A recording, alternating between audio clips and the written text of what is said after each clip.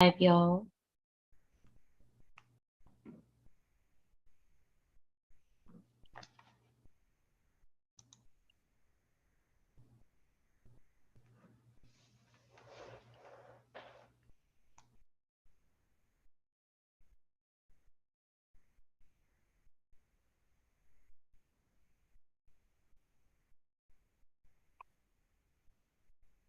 Good evening, everybody. Welcome to Health to Hope. Come on in. We are talking about mental health or Mental Health Awareness Month. Please like, share. We are live on Facebook Live as well as the New Hope Baptist Church BR YouTube page. So if you know anyone that does not have Facebook, please let them know that they are able to stream this live on YouTube.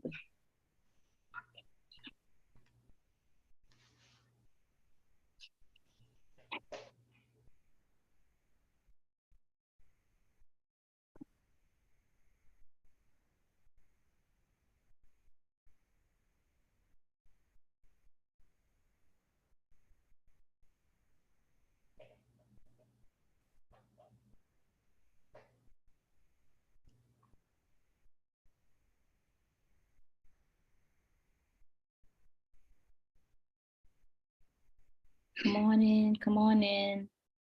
Make sure you share this on your page, you guys. It is Mental Health Awareness Month, and we just want to welcome you to Health to Hope.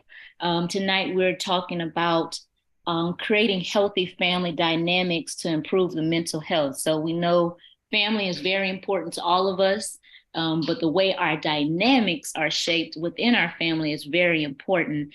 So I think, we've chosen from our great clinicians that we always have on here, Myoka Carter, Dr. Christian Ricard. They always come with really great information, resourceful information for us.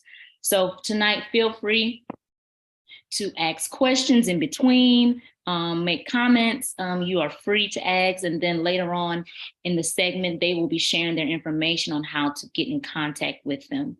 So I have my lovely co-host, Ms. Shonda Grimes, over our women's ministry at New Hope. And I'm going to have her open up with a prayer. Okay. Good afternoon, everyone. So, shall we pray?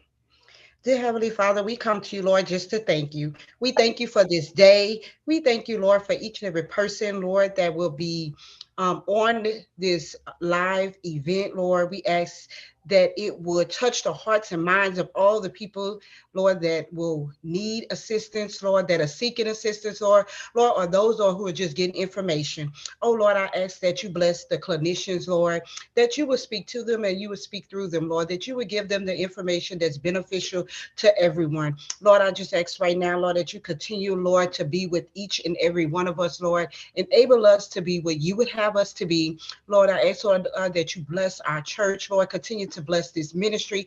Let it be all that you would have it to be, and that you would just give us, Lord, your ability, dear Heavenly Father, to be your hands and your ears and your eyes, Lord, right here on earth, Lord, to be able to help those that are seeking and are in need. Lord, we ask all of these blessings in no other name but Jesus. Amen. Amen. All right. Thank you, Shonda. So again, you guys, make sure that you share this on your page. Again, if you know someone that's not on Facebook, they can stream this on YouTube on New Hope Baptist Church BR, and they'll be able to watch it. Now, just before we get started, I want you guys to know that I am a registered dietitian, and not only were we going to talk about things going on mentally, but just how you can take care of your body by physically by what you eat.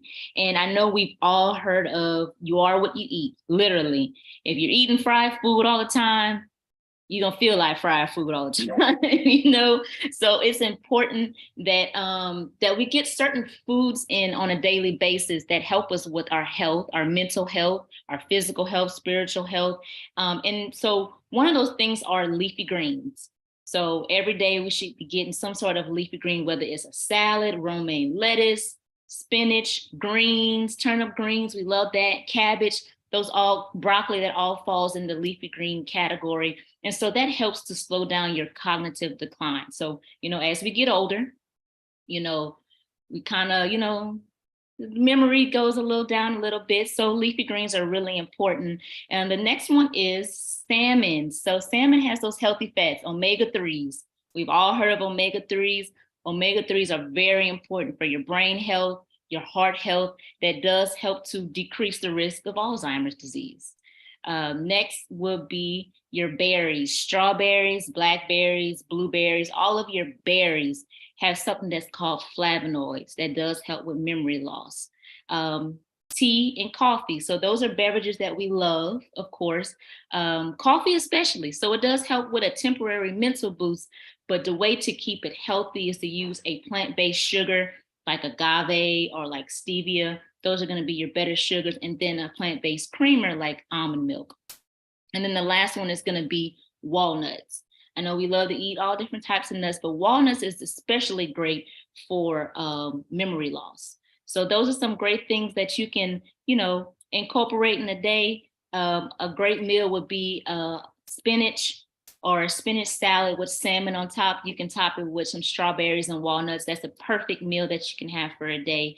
And it'll be great for your mental health. So I hope you enjoyed those little tips there. And so now we're going to get started with our first guest. Well, she's not really a guest. She's a member of New Hope, but she's one of our regular clinicians that we have on a quarterly basis. And so tonight I want to introduce to you Miss Myoka Carter, and she'll kind of introduce herself a little bit more. I just want to remind everybody again to like, share this all over Facebook so that others can really see the great information that we have today. This is a safe space. I love to say that. Ask questions, feel comfortable to make comments. If you don't feel comfortable to make comments on here, you can at the end contact these lovely ladies. So again, Miss Myoka, thank you again for being on here with us. Hi, everyone. Thank you all for this opportunity again. I love sharing information, especially during this time of mental health awareness. So again, thank you for the opportunity. I am a licensed professional counselor. I do service every population, kids, adults, the elderly in Baton Rouge, and I'm also licensed in the Texas area. But today I want to focus on one of my favorite populations, and that will be the kids. Okay. All right. Let me share my screen.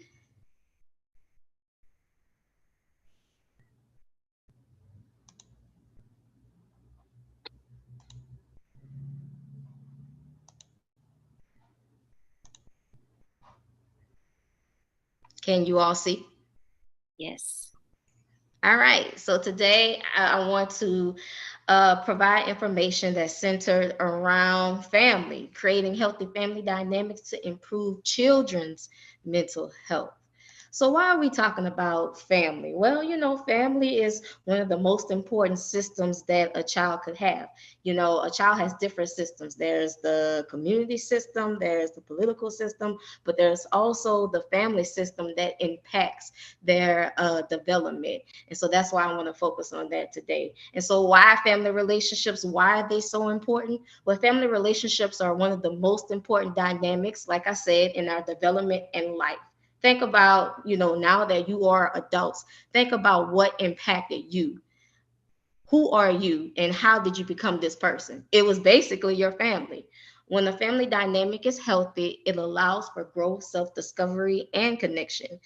Family is where we learn to relate to others, and we also have these family dynamics that heavily influence us, and it helps us to see the world, how we see others, and how we see ourselves.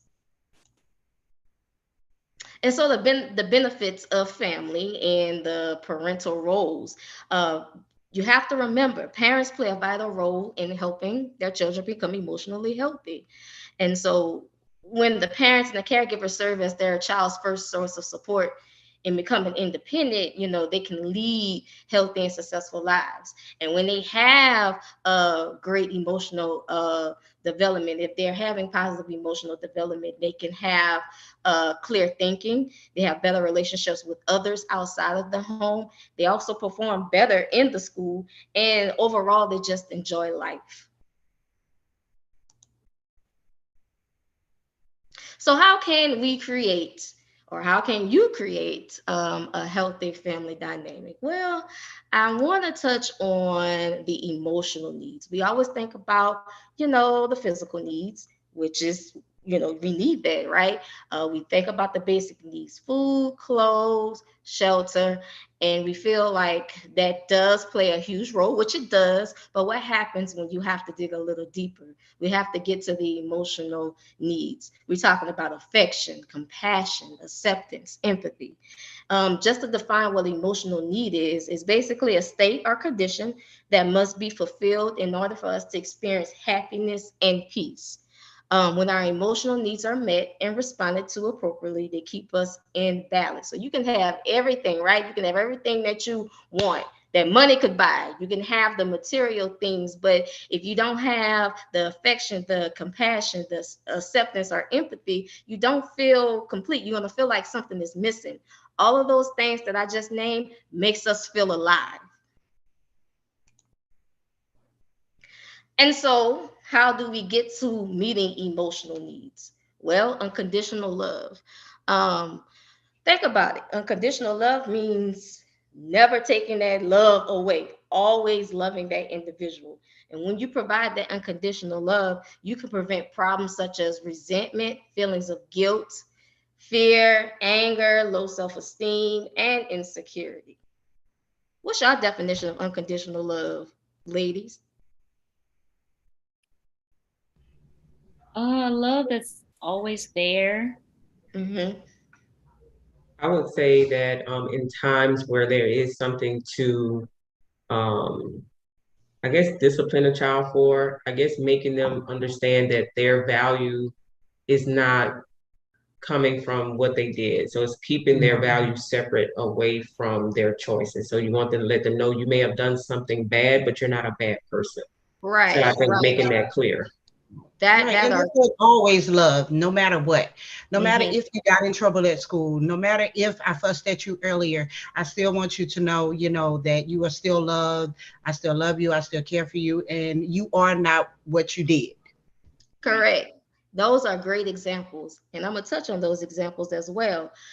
So with unconditional love, children need that. Children need to know that love does not depend on their accomplishments, right? We are happy that they accomplish things, but we all know that they're human just like us. They make mistakes, they have defeats. But as parents, as the family, you should accept those mistakes. Help them not to make those mistakes again, but you forgive, you don't hold on to those mistakes. And we also want our kids, our children, to be confident. Confidence doesn't just, you just don't get confidence. You really don't get it in the outside world. That comes from home. So confidence grows in a home that is full of unconditional love and affection. Like you said, love never goes away. They need to know that.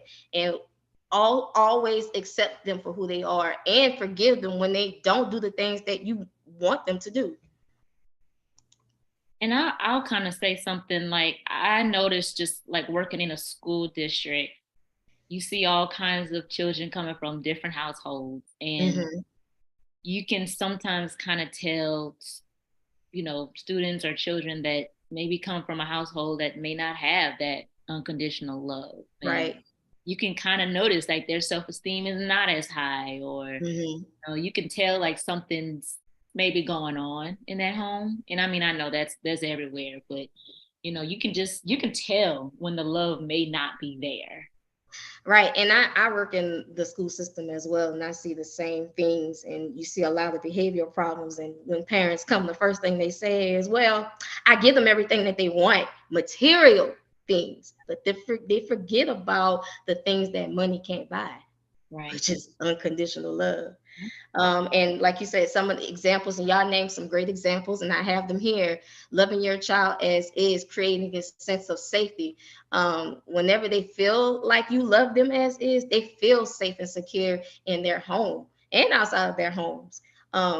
When family members and parents are dependable and reliable, that lets them know that they can count on you always. And also providing that parental empathy, understanding your child's feelings, attempting to understand. Because to be honest, sometimes you just don't understand what they're going through, but you can attempt to, you can listen. Putting yourself in their shoes could help with the parental empathy. Responding to your child's psychological needs without being verbally aggressive or punitive. So if they're expressing how they feel about something, even in the home, don't respond in a punitive way. Respond in a understanding way, and that shows unconditional love.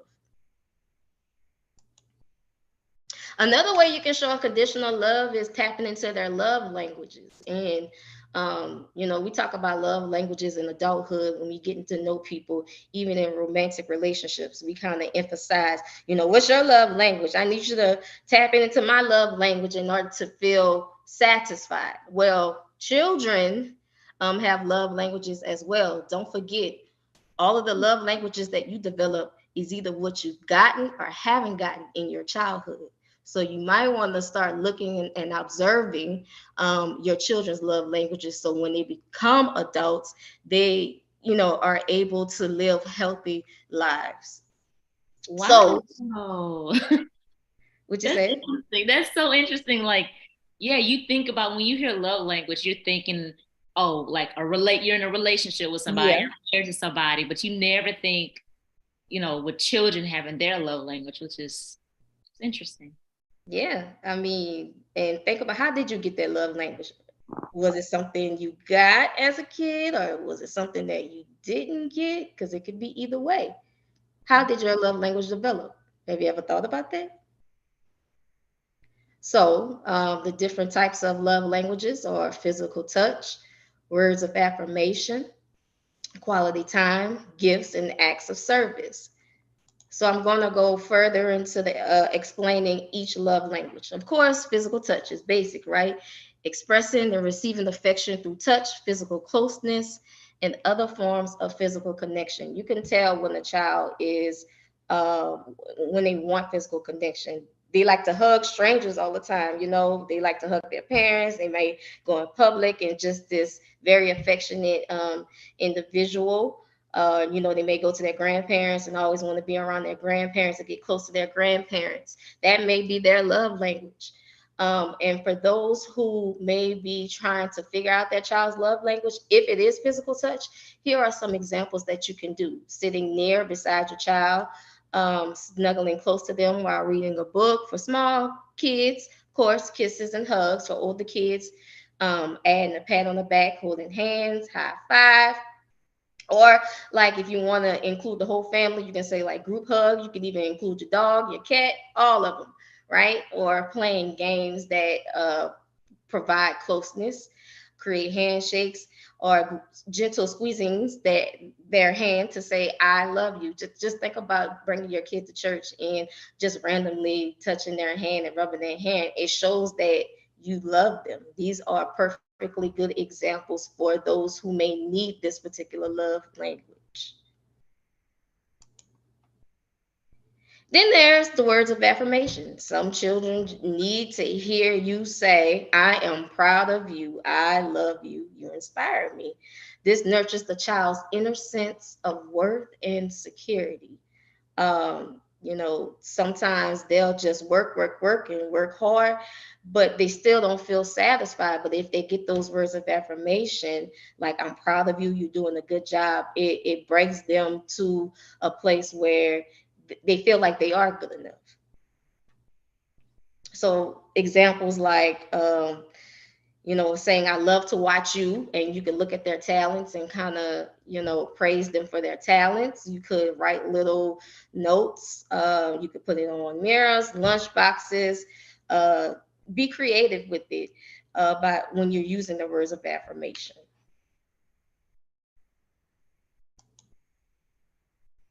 Quality time is a big one. And I think all children probably have this love language, or, they may have. And let me just say this.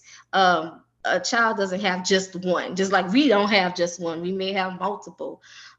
So they may like quality time, but they also may like, the affection aspect. But quality time is a biggie. Like I say, you can buy them all the gifts that they want, but if you don't spend quality time, if you're absent, it does impact them in a negative way.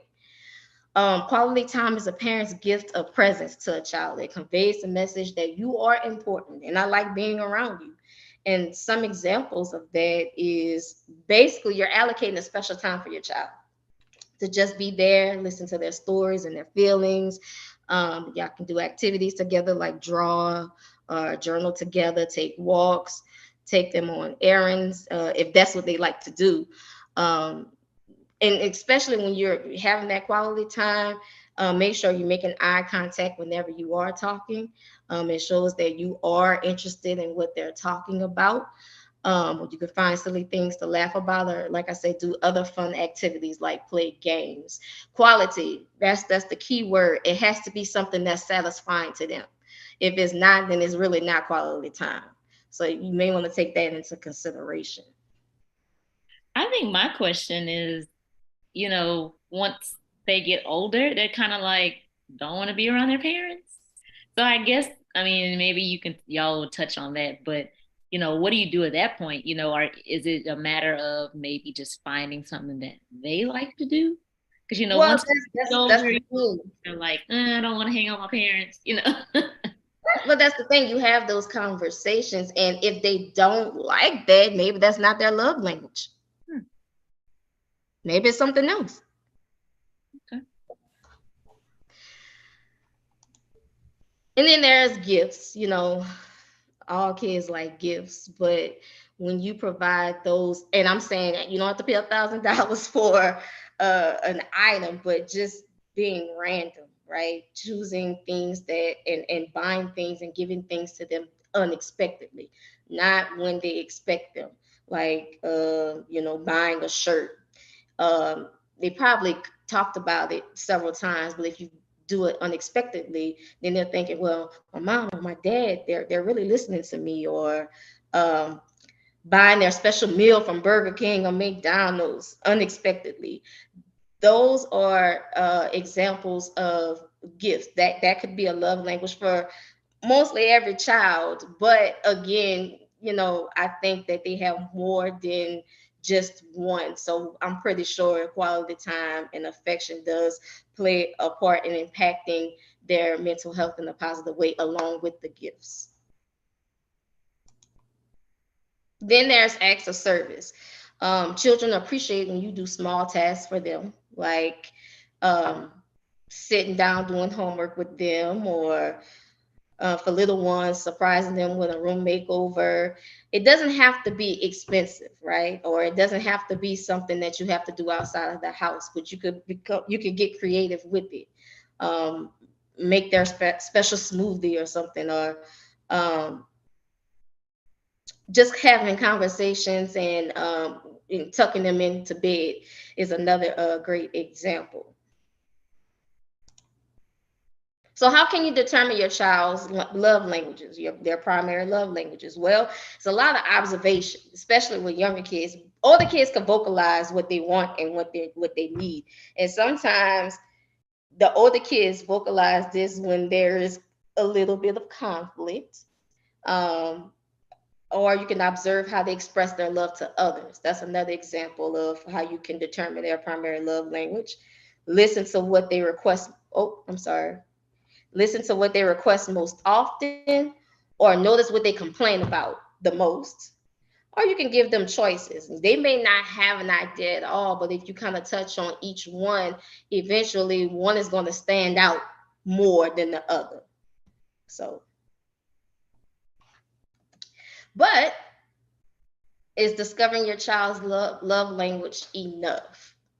I say it's a start. But what can you do to raise caring and responsible and resilient children? And I just really want to touch on this because I see this a lot. I think we need to go back to the basics, and we need to go back to values. examining and developing values. And so, just to give you a definition of what values are, the beliefs, the ethics, priorities, and worldviews shared by each family member. And these values are traditionally learned and reinforced. So, of course, you have the spiritual values, the social values, work values, civic values. All of those are values, but all of that comes from the family unit. And if you don't have values, what kind of direction are you going in?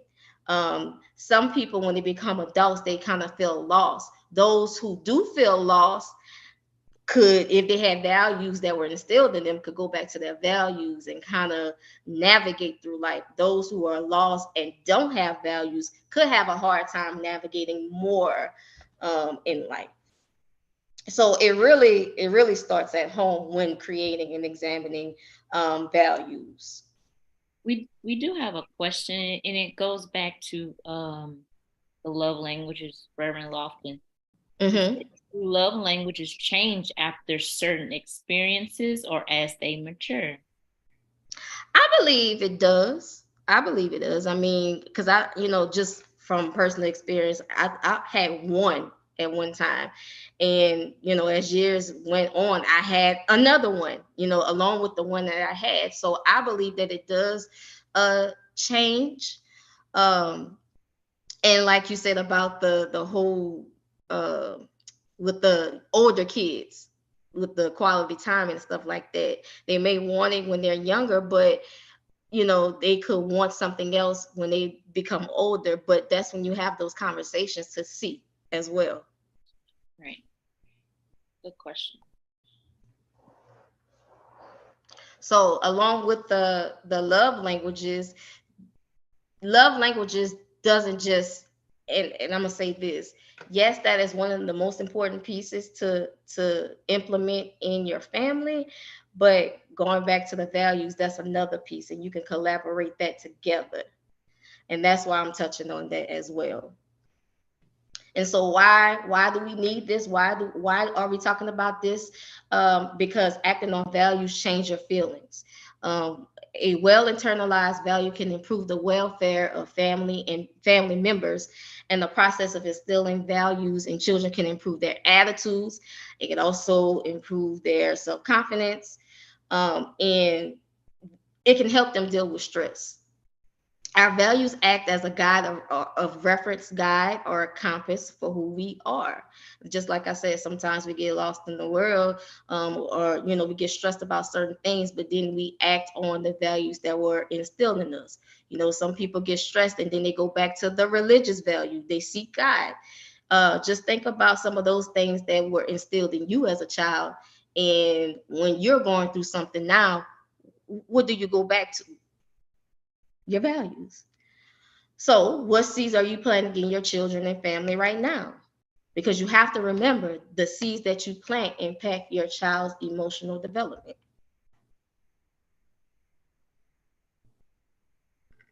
Values also guide your parenting. It also cultivates strong bonds and cohesiveness. It diminishes confusion, especially for young children. If everybody's on one accord with these values, they could better understand things within the home and outside of the home. And it builds a strong moral compass. So, I went online and I kind of looked and I wanted to see what other people had to say about values and what was instilled in them when they were younger. And some say that, they were taught not to exploit the weaknesses of family members for personal gain. Instead, educate them about their weakness. Another person said being respectful and courteous in your interactions was their value, which is a social value. Making education a priority is another example, which is a work value or educational value. So they have different types of values. Like I said, the family, social, work, spiritual. Continuing learning and growth, both spiritually and intellectually, is a spiritual value. And another example is taking personal responsibility for your actions is a moral value. I'm going to say, because I hear a lot of parents say, well, I don't want my kids to grow up like I did. And so they try their best not to raise their kids like their childhood at all, but then they forget about creating values. I will say, if you do some reflection and do some examination of yourself, it's okay to take some, if it's not damaging. But if those values are damaging and you have to recreate values, these are some things that you do need to consider. What's most important in your family? What fires up your family, meaning what excites your family, and what do you want to be known for, and what do you want to model for others to look like. So basically, all I'm trying to say is you have to go back to the basics in order to make sure that the family dynamic is whole, is healed, is connected, and there is cohesiveness. And so I had to include that because I don't think that there is enough talk about this particular piece. So I think incorporating learning your child's love language and instilling those values could be a great start in helping them to become emotionally healthy. Yeah, and I also think that's why it's like you just said, it's important to seek professional help. Sometimes we think our values are normal, and Mm-hmm. maybe they're not so normal to others, and then we maybe see Right. like children acting out. So I think it's important at that point that, if that becomes an issue, then maybe we need to rethink our values. Maybe we need to, like you have on here, seek professional help. Get um a mentor, join support.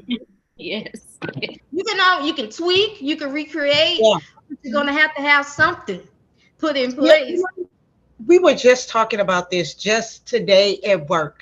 I mean, just talking about basically having those values. There was a young lady who was talking about an situation in her family, and she was talking about how her parents responded to her sister giving them some information. And I was saying, although you may not like the way your parents have said that, I say, you still have to think about that. Your parents, of course, grew up in a different generation, and their values that were soul and hardcore values then may not be as much so now. Mm-hmm. So now you have to think about that. Yes, when you do get ready to have children, yes, some things you may say, okay, I'm definitely not going to do that. But there are some things that even on your best day, you're going to find yourself still doing some of those things because you're Right. like, it is a value. It is something that you need. Children do need to be respectful. They do need to have manners. And so you can't just say you're going to cut out and not do anything.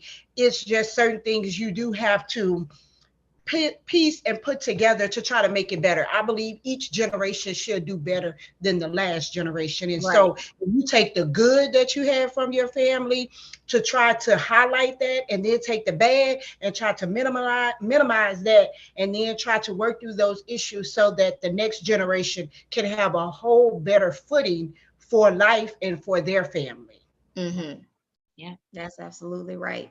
And so that was the end of my presentation. And if anybody else has questions, my information will be in the chat box later on. Um, Bianca, can you include that? But I hope that my information was, helpful. There are so many things that you can do in order to create a healthy family, but I want to touch on two topics today. So if you have any questions, just let me know. Okay. We don't have any questions right now, but I appreciate you, Miss Carter, of course, for your presentation. And so we'll put her information along with Dr. Ricard's information at the end if you'd like to be able to contact them. And they'll let us know if they are accepting new clients at this time. So, all right. Thank you again. And Dr. Ricard, we're going to turn it over to you. Good evening, everyone. Can you hear me okay? Yes. Great, perfect. Let me share my screen.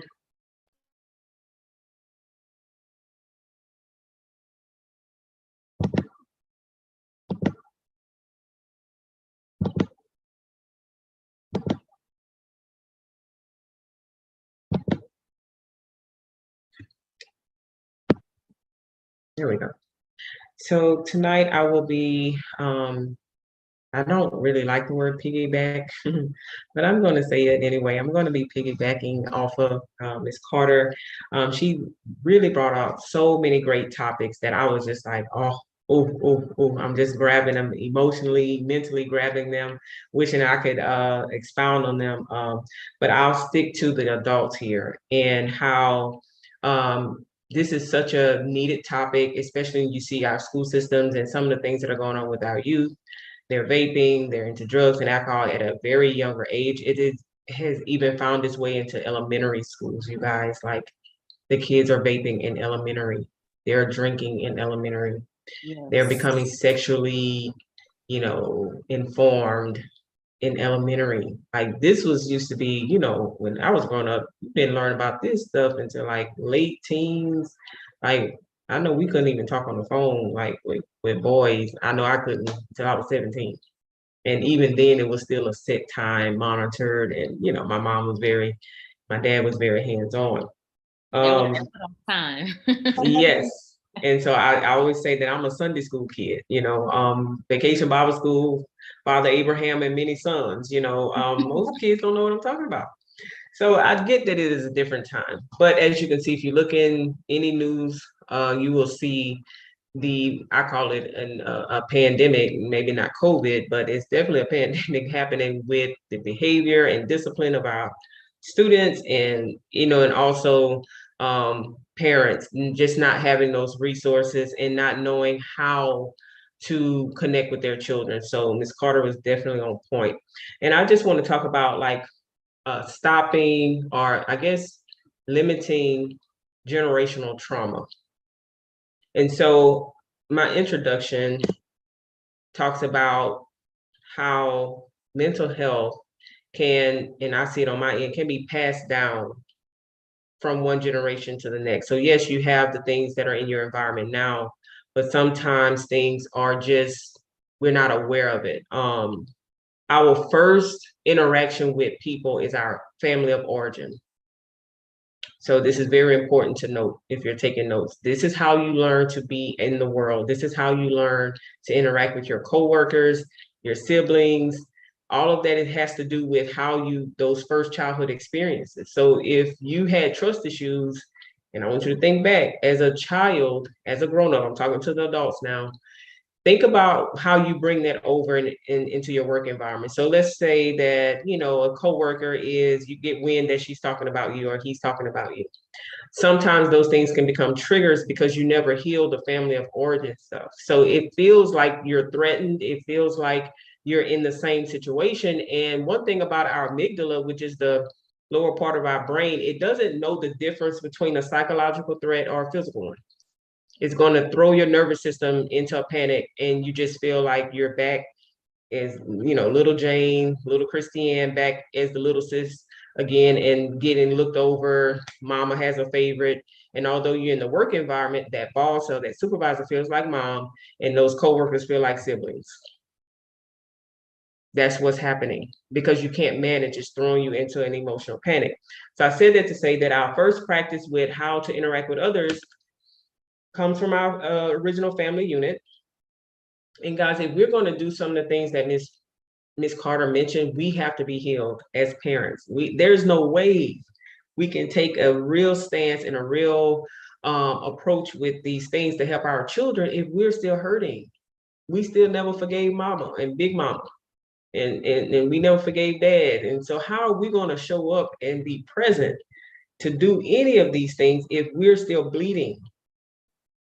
Because once again, we cannot pour from an empty cup. And I feel like, a lot of that, we just kind of pass it on down to our kids and we're bleeding on our kids and we expect Absolutely to change. And it's yeah. And I'm going to go a little step further. I don't want to go into any deep psychodynamic things, but I will say this. Sometimes because we're not healed as parents, we are physically our children's parent, but psychologically we're like their sibling. Let me tell you why. Because you're not healed. So you're a kid too, in a certain way. So this is why you can't tell the difference of when you need to supervise, when you need to set boundaries and limits, because sometimes our kids trigger us and trigger that trauma for us. So when you should be parenting, you have now had a drop in your ego state or your inner person, and now you can't even tell the difference of emotionally wise who's the parent. So for instance, I see this in the school system. If I have a parent that I'm telling them about their child and they're having some behavior issues, sometimes the parents will remove themselves from the parent role, and then now them and their child are jumping down my throat. Like, just have just connected together. And I have to excuse myself at that point because there's nothing I can do. As a matter of fact, I get upset because I'm thinking we're getting ready to have two adults talking to one child when it ends up being where now mom and son or mom and daughter have connected together in this psychological trigger, and they are trying to attack me together. So again, that comes from just being unhealed, just not healing from that family of origin stuff. Does that make sense? It makes a lot of sense. I've seen it and I'm just like, It makes what a is lot of happening? What is happening here? What is happening? Absolutely. I'm still thinking about those times. I'm like, oh my goodness, I have to be excused. It's nothing can happen at that point. Right. And you can't help your child at that point. Like, I understand because I have a child who has had some behavior issues. So I know that, no, you don't like to hear it. But at the same time, you have to hear it so that you can be able to work through it with the school or with the counselor or whoever it is that you're trying to work through it with. But if you're not even willing to listen to what they have to say, then you're going to consistently have an issue and your child is going to be the one that's suffering. Right. Absolutely. I wanted to mention here in the introduction is also when we are not aware, we repeat patterns. Whether that can be financial choices. Sometimes, growing up, I saw, some financial just mismanagement. And so because I was aware of that, I was able to make a conscious decision later on in my adult life. But if you're not aware of these things, you're just repeating what mom and dad did. My parents had just payday loans, just different things, always struggling. And so I remember when I became an adult, I remember that. I'm like, man, they didn't have much. They didn't have things for just normal things, not big stuff. Like if they needed to get tires or just normal household fixtures, it was always like this big strain. And so I just would remember being aware of it. So as an adult, as parents, as guardians, as whatever your role is to be aware of those generational things that continue to get passed down unintentionally, of course. Sometimes we're still behaving in ways that are not healthy because we experienced it. So awareness is very important. And also remembering just because it worked for you and you may use yourself as a reference point to say that, well, it didn't hurt me, I turned out okay, doesn't mean that it works for your family you've been assigned to now. So we have to be willing to change. We have to be willing to be flexible and to do things differently. You're not dishonoring your ancestors. You're not dishonoring people in the way that they did it before because you are choosing to do things differently. Sometimes we're loyal to a fault and don't realize that that's not what your child needs. Like I said, I know I'm a Sunday school kid. I don't think my kids ever been to Sunday school because they don't have them anymore. Like not a lot of churches. So it's like I have to do things differently. Sports was a big deal, but now these kids are like into a lot of sports and a lot of extracurricular activities. So going to Vacation Bible School, if they do have it, is probably a no-go for a lot of kids who are involved in dance and sports and those type of things. So it's like you're having to step in to do a lot of the things that, even the good things that do work, you're going to have to really do it yourself. Maybe start your own Bible study with your children. Start your own, thing, and these things require time. So I know, like I said, Ms. Carter mentioned so many wonderful things, but if you paid attention to what she was saying, it requires you doing something. There's no one else can cover for you and what you can do as a family, as the adult in the home. So we can bring them places, we can bring them to get counseling. And I always tell parents, I can work with the kid and they can get better, but if the family system is not well, if it's sick, the kid is going to get back sick again. So when a person brings a kid to counseling, the whole family needs counseling. The entire system needs to be healed, because working with one part of that is not going to work. It's not going to fix it.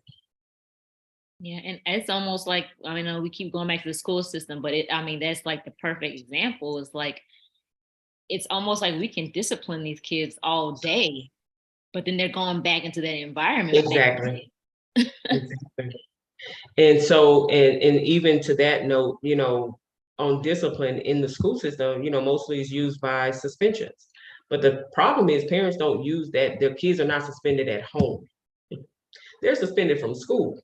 But at home, they're back watching TV. Right.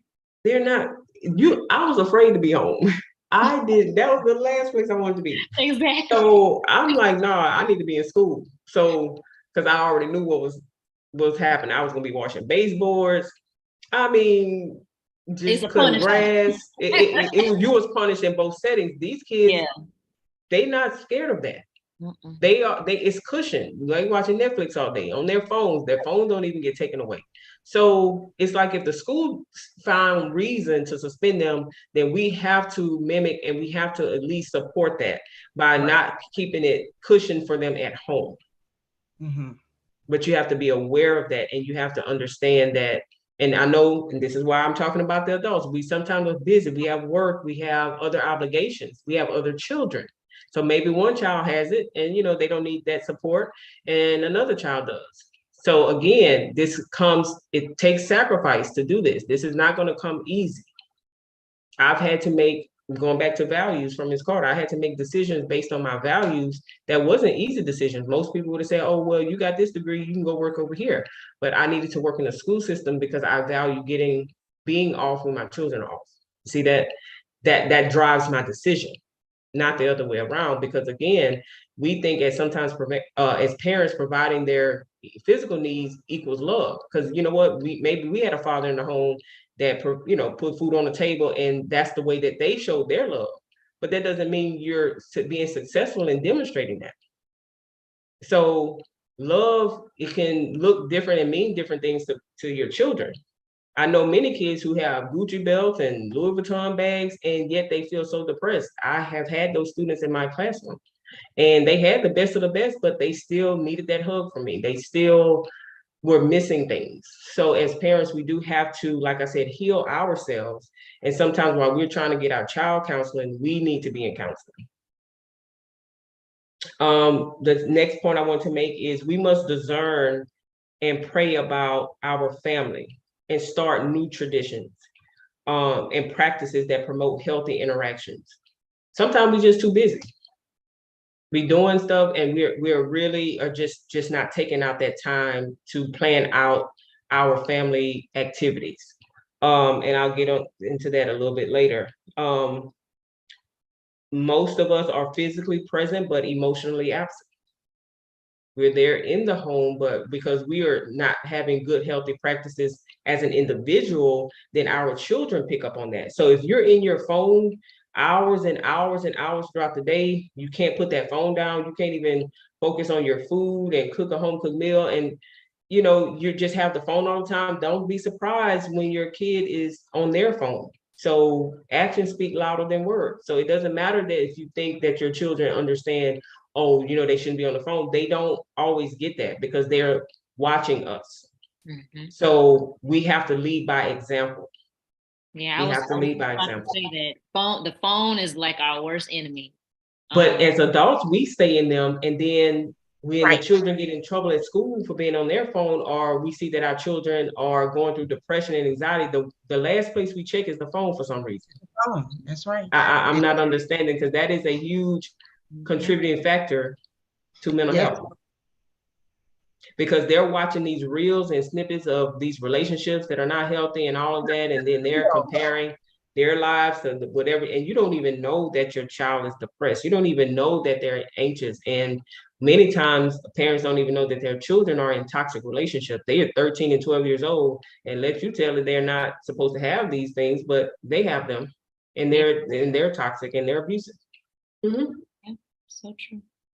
So we have to be prayerful and discern and pay attention to our family. Get to know who your children are. But you first got to know yourself. And I know we think we know ourselves because we're looking at our name and our address and our birthday, and we assume that that's knowing yourself, but it is not. It is not. To be truly authentic would mean you have taken out the time to look at yourself from a stranger's perspective, and almost like putting yourself on TV and ask yourself, like, what is it that I see? What am I doing? And when we don't have uninterrupted time like that, and we are always being stimulated by devices and going to work and going over here, doing this and doing that, we have to start saying no, you guys. We have to start saying no so that we can hear spiritually, and we can hear what the Holy Spirit is saying to as it relates to our children. So you, I I'm have sorry. a question. I'm sorry. So, and at that junction, I guess where you're saying sometimes we don't really know ourselves. I mean, is it at that point we should be like, okay, I need to see a counselor? And I know sometimes we don't always know, but you know, should it just be something that we do, that we just go see a counselor? Like, yes, it's like going to see a doctor. It's like, you know, we go, and I don't want it to make around having problems. And I think that's part of the stigma, is we wait until something is falling apart, and then, you know, years go by and we just didn't. I like to look at mental health as just routine. It needs to be more routine. It doesn't need to be around like, oh, well, my family's falling apart, let me go and see someone. okay. It's like a normal checkup. It's like, you know, let me just check in with myself. Because when you're in the picture, you can't see. So sometimes it takes someone on the outside, someone that's not connected to your family, to say, you know what, that doesn't, I don't know, tell me about your values. Ask the right questions to get you going, and just looking at it as routine, not necessarily because you know something wrong with you. Nothing can be wrong with you. You just need to just check in with yourself, because we're so busy in the day-to-day things, we just don't remember to check in. Last point I want to make about, before I give you 4 tips, is just because you didn't receive it doesn't mean it can't come from you. Some of us may say that I don't know how to hug my child because I didn't get hugs. So try. You know what? Most things that are worth it are hard. So sometimes I have to break out of my comfort zone and get to know myself and heal some of those hostile places in my life, so that I can create new traditions, and my children can take what they learn from me, and I want that repeated for my grandchildren and great grandchildren. But if I don't heal, then whatever I experienced before and now, it will be repeated. So you have to ask yourself, do I want this repeated? Whatever this is, whatever your this is, would you like it to be repeated? And if not, then this is where you need to start challenging yourself, growing up emotionally, because we're going to get a physical birthday, but we don't always get that emotional birthday that keep us stuck. And we really have to pay attention to that, because like I said, most of us are little children on the inside. We just keep getting older on the outside, so we don't see it, because you're always stuck at your last wound. So if you didn't heal that, then that's where you are. That's where you're located. Yeah, and I think sometimes, you know, if you maybe didn't receive a certain thing like hugs or more of I love you, you know, sometimes you may look at it as being weird. Mm-hmm. But it's not weird. It's just you didn't maybe receive it. Exactly. And so many kids, you know, you just, as Ms. Carter said, that their love language is physical touch, and you are buying $3,000 shoes. You haven't even scratched the surface. You have done nothing. You see how we can't make someone receive love in a way that is comfortable to us. We have to get to know the person we want to show love to and see how they understand love. So I know I'm not a big gifts person. So someone going to spend large amounts of money on gifts for me, that was a waste of their time, because I am definitely words of affirmation. But that goes back, and I'll talk about me. That goes back to my upbringing. My mom was very affirming. very affirming. And so because of that, that's how I understand love.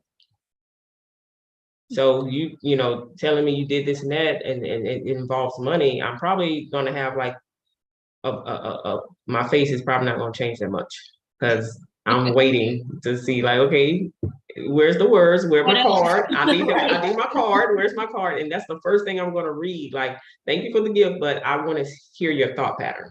Mm-hmm. That's very important to me. So my first thing to help you in understanding yourself as an adult, even if you don't have any children, just getting to know yourself better and improving your family dynamics, whether that be your church family, your family of origin, or your immediate family, is to set aside time to communicate. I'm a big stickler on planning. I don't like a lot of impromptu because I like the intentionality that you actually thought about what outcome you wanted. So we don't do that anymore. I love family meetings. I love it. I like just updating the family on where everyone at. Where you at? Tell me what you doing. You going to 5th grade? Okay, cool. What you want to do in 5th grade? Tell me what you want to be student of the year. Okay, what do you want? You want to carry a lunchbox next year? Okay, I can make that. It doesn't have to be anything major.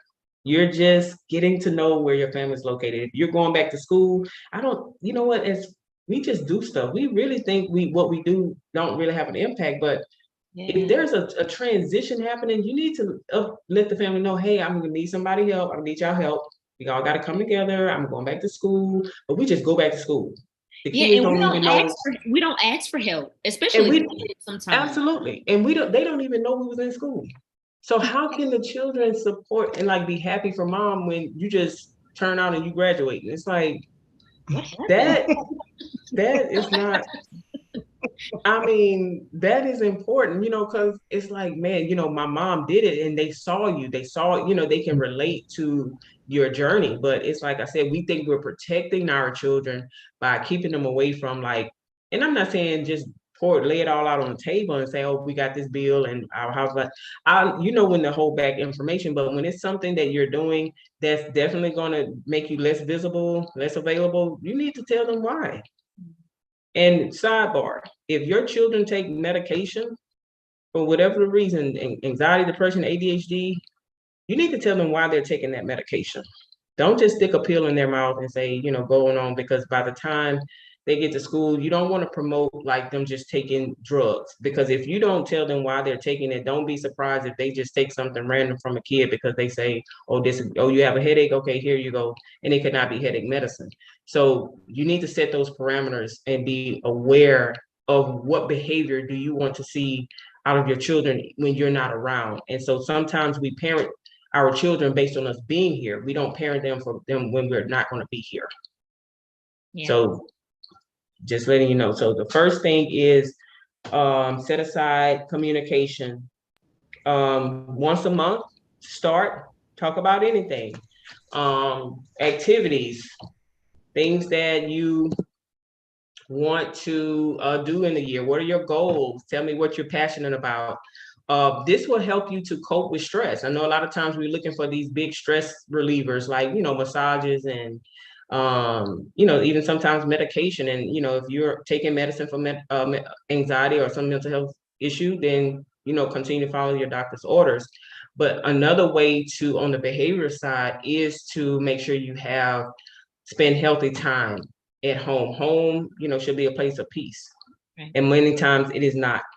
In my prayer time, I believe the enemy has been attacking families in so many different ways, creating isms and division in the home. So you get stressed at work and you get stressed everywhere, and then you got to come home to stress. And so then that leads to negative coping skills like drinking. Now you can't even go to bed without a glass of wine. This is something is wrong with that.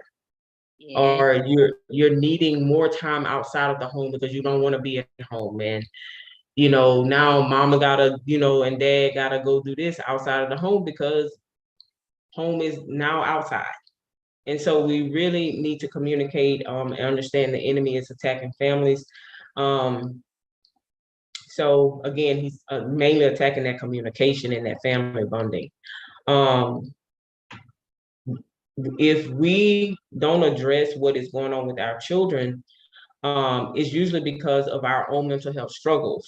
Many times we can't see because our glass is foggy. So you must be well in order for the family to be well. Number 2 is having good, healthy family dynamics actually adds years to your life.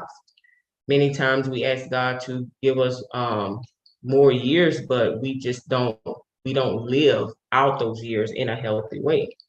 So having healthy family dynamics can promote physical health. Stress will age you. Arguing all the time ages you. Disagreements, all of that can take a toll on the physical body. It's like wear and tear. It's like a car. You go buy a car from a showroom floor and it looks good on the outside. Y'all look good. But how those miles look on that engine? And that comes from, like I said, stress. We need to get back to having fun and getting out of our comfort zone. Like, we need to start making those small traditions. Like I said, where we going this year? What's one trip a year that your children can look forward to that you're planning? Get them involved. Number 3, it can promote your psychological well-being, help you to think better when you have good, positive, and we're not saying all the time, we know things happen, but for the most part, you want to have that healthy communication, healthy ways of interacting with each other. One of the ways to improve our mental health is through healthy family dynamics, is to invest in making new, like I said, rituals, traditions. I'm going to close with healthy families stick together. So as Ms. Carter was talking about values, sitting down, number 1, with your children and going over the values of the family, even writing a mission statement for the family, like, hey, and it may change every year, but just know that a house divided against itself cannot stand. So you all have to be, at least somewhat agreeable on what this family values. So cohesiveness, open communication, parents leading by example, having good, healthy behavior around conflict. So like Ms. Carter said, just don't fall apart. Something happens, think about it, maybe I'm gonna raise my hand. I put myself in a timeout because I need to get level-headed. I need to think. I don't want to wound my children. I don't want to break their spirit. So I sometimes, instead of going into that old pattern from how I was treated, I will pause and I say, you know what? I know I made it out, but this is a different time. So I don't want to do what worked for me and what Big Mama did. I need to think. And I might need to call someone that's, for help. I might need to Google something on my phone. We use our phone for everything else. Yeah. I need to Google and read on, and but the thing of it is lessening that instant gratification of resolving it so quickly. We just don't like being in discomfort. We just don't like being uncomfortable. Right. So we try to hurry up and do stuff. No, the walls are not going to cave in on you. It's okay to take a day to deal with something than dealing with it right then if it's going to lead to bruising a child's spirit. It's okay to be open and honest about problems, especially when things are uncomfortable. A lot of times when we were growing up, parents, thought they were protecting us by not talking about certain things. No, talk about them. Because they're going to get the information anyway. Either their phone or friends. So it'd be better if it came from you. Like I said, manage conflicts better, have a certain system. So, just like, you go to work and they have a system for grievances, you need to create a system for how you deal with problems. So it's like, okay, once the problem is known, second thing, I'm going to do prayer. Third thing, I'm going to give choices, Google conflict management steps or how to manage conflict in my home, and a list of resources will come up. Lead by example. As we said, actions speak louder than words. And setting clear expectations and limits, making sure that do your children understand what you expect? Because sometimes we think these things are automatic. Your kids may have never heard you say you wanted them to get all A's, but yet you expect them to get all A's, but you never said that. Right. And you don't have the system set in place for them to get all A's because they don't even have a quiet place to work. So we really have to start like thinking about where the root of our frustration is coming from and how we're involved.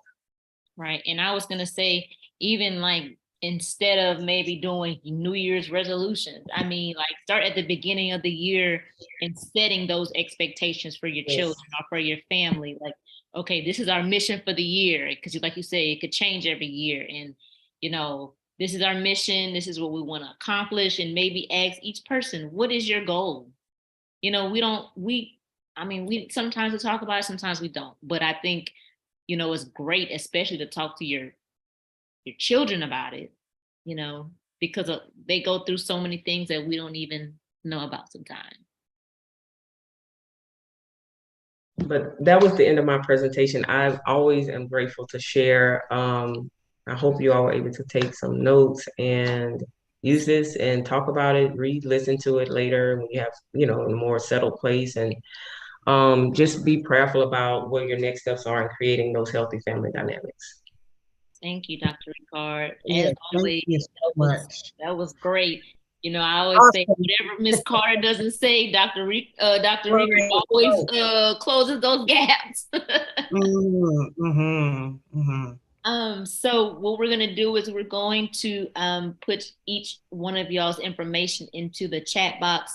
Are y'all accepting any new clients? Miss Carter, Dr. Ricard, anybody accepting new clients at this time? I'm accepting children that have Blue Cross Blue Shield at this time. Okay. I am accepting like more group settings. So just say if you have like an organization or maybe a family that needs just kind of a good start, I can take not individually, but like I said, small group, even if that's a family. Mhm. I have a question. Are either one of you going to be at any other events in the near future? Any speaking engagements that you have? I have one tomorrow. It's with Ms. Tanja Miles on mental health wrap up. So that'll be live on, let's see, tomorrow. And that is at 7 o'clock. And it can be found on my social media page. But I'm sorry, it is via Zoom. So I can actually send the Zoom link to be posted in the comment section if you all want to hear the conversation about just mental health. And we are closing out the month of mental health with this wrap-up session. Okay. Oh, that would be great. Yeah. Absolutely. I'm actually posting it now. Great, awesome. All right, so you guys, if you can just put your information in the chat box on Zoom, I will put it over on Facebook so we'll know how to contact you. And if there's no other comments or questions, of course, we appreciate y'all as always for speaking to us, sharing this great information. I think this was really great. I mean, it gave me another perspective of the family dynamics.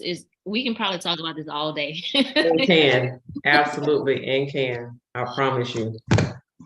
Yes. So we of course look forward to having y'all again speak and sharing some great information. Sean, do you have anything, any announcements or anything like that?